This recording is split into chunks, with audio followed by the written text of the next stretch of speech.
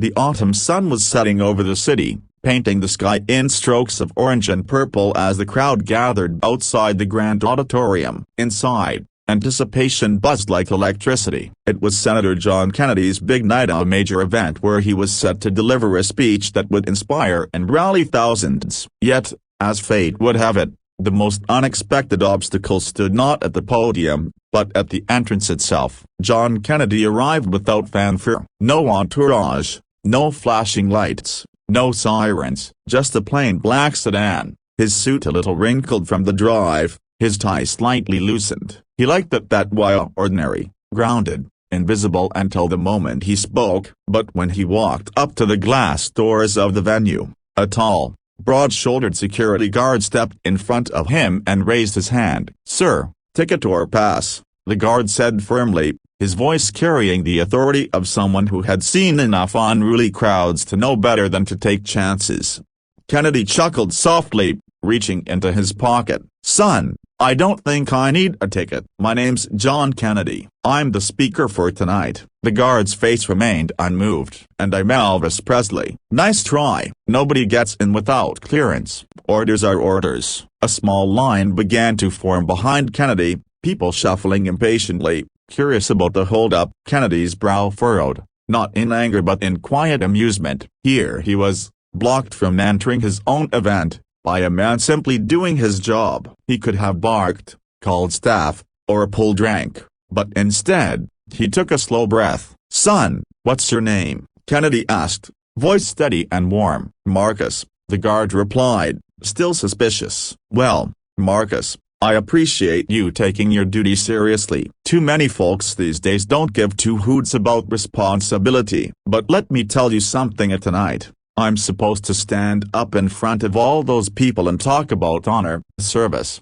and doing the right thing even when it isn't easy. And I reckon you just gave me the perfect story to start with." The guard's posture faltered slightly, his hard stare softening as whispers rippled through the growing crowd. Some began to recognize Kennedy's distinct southern drawl, his face illuminated by the lights from the hall. Still, Marcus hesitated. "If you're really him, prove it." Kennedy paused, then smiled in that unshakable way only a seasoned statesman could. "All right, I'll prove it." He straightened his tie, cleared his throat, and launched into a few lines from the very speech he had prepared for inside. His words cut through the cool evening air, words about the strength of ordinary Americans, the dignity of work, and the unshakable spirit that carried people through their darkest days.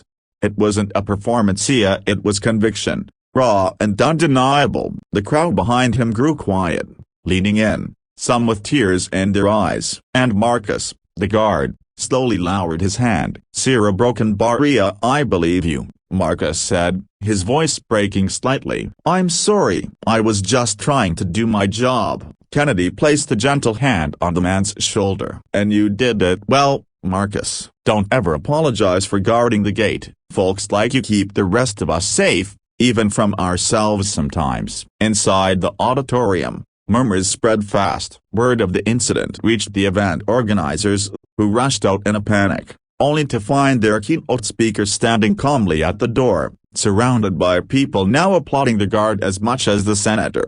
When Kennedy finally walked onto the stage, he didn't begin with his carefully polished opener. Instead, he pointed toward the back of the hall, where Marcus now stood, shoulders squared but eyes misty. "Ladies and gentlemen," Kennedy began, "tonight I want to talk about integrity. Not the kind written in speeches, but the kind that lives in men like Marcus, who stood his ground, who didn't bow to pressure, and who reminded me that true honor is in doing your duty, even when no one's watching."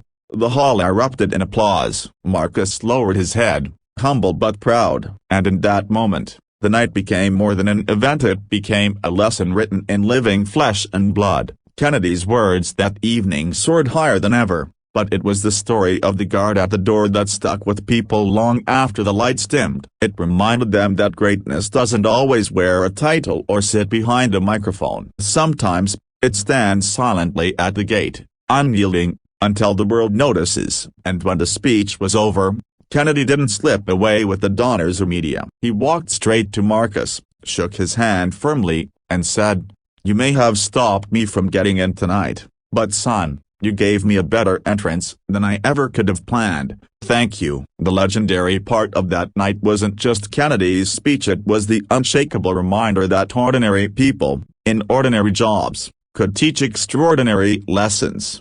The crowd went home inspired, not just by a senator's words, but by the living proof that honor, duty, and humility still existed in a world desperate to see them. And Marcus, from that day on, he never thought of himself as just a guard. He understood he had a role in history, and one defined not by power, but by principle.